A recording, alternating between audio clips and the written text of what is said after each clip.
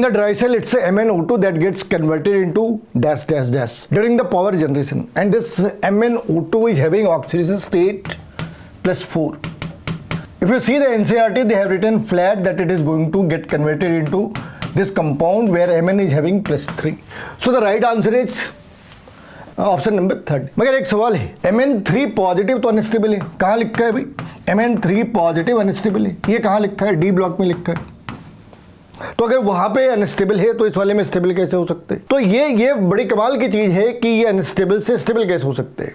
इसके साथ एक इंपॉर्टेंट सी बात ये है कि ये डिस्प्रपोर्शनेट कर जाता है. अगर तुमने इसे एक्वस मीडियम में रखा तो ये डिस्प्रपोर्शनेट कर जाता है. फिर यहाँ पे डिस्प्रपोर्शनेट क्यों नहीं कर रहा? तो इसके पीछे कहानी में अमोनियम क्लोराइड और अमोनियम हाइड्रोक्साइड है. इसके साथ दो चीजें और भी. तो पहली चीज ये डिस्प्रपोर्शनेट कर जाता किसके अंदर? Mn2 positive plus Mn4 positive.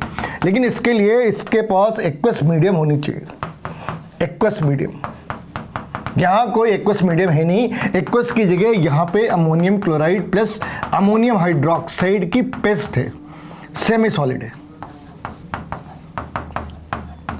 लेकिन सवाल अब भी वही है कि अगर ये Mn3 पॉजिटिव अनस्टेबल है तो इस वाली केस में स्टेबलाइज हो कैसे रहा? तो यहां पे कहानी कुछ ऐसे है कि MnO2 के पेस्ट के चारों तरफ Mn3 पॉजिटिव एडजॉर्ब हो जाते हैं, और अगर ये एडजॉर्ब हो जाए तो इसके थर्मोडायनेमिक स्टेबिलिटी बढ़ जाती है.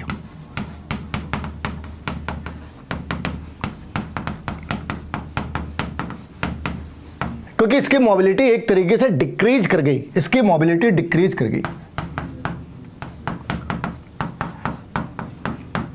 केमिस्ट्री में मेजॉरिटी रिएक्शन इसलिए है क्योंकि इलेक्ट्रॉन के अंदर मोबिलिटी है या आयन के अंदर मोबिलिटी है. अगर हम उसकी मोबिलिटी रिड्यूस कर दे तो उसकी रिएक्टिविटी की टेंडेंसी भी डिक्रीज कर जानी है. तो कॉन्सेप्ट क्या है कि Mn3 पॉजिटिव है, बिल्कुल सही बात है, मगर यहाँ पे मीडियम नॉन एक्वस है, पहली बात. दूसरी बात, सेमी सॉलिड है जो उसके मोबिलिटी को डिक्रीज कर रही, और जो उससे भी इंपॉर्टेंट सी चीज है, MnO2 के आउटर सर्फेस पे Mn3 पॉजिटिव एडजॉर्ब हो जाती. एक बार एडजॉर्ब हो गई तो ये ऑलमोस्ट इमोबाइल हो जाती है, इसकी मोबिलिटी डिक्रीज कर जाती है और थर्मोडायनेमिकली स्टेबल होते हैं. तो क्या हमेशा ये ऐसा होते हैं? आंसर ही नहीं. बैटरी की जब लाइफ खत्म हो जाती, बैटरी के अंदर जब लीकेज आ जाती और मॉइस्चर उसने एब्जॉर्ब कर लिया, कहां से? एटमॉस्फेयर से. जब एक बारी बैटरी के अंदर लीकेज डेवलप हो गई और उसने मॉइस्चर एब्जॉर्ब करा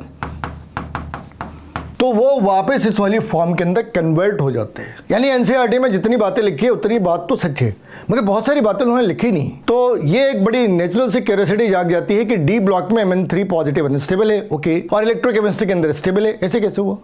ऐसे हुआ.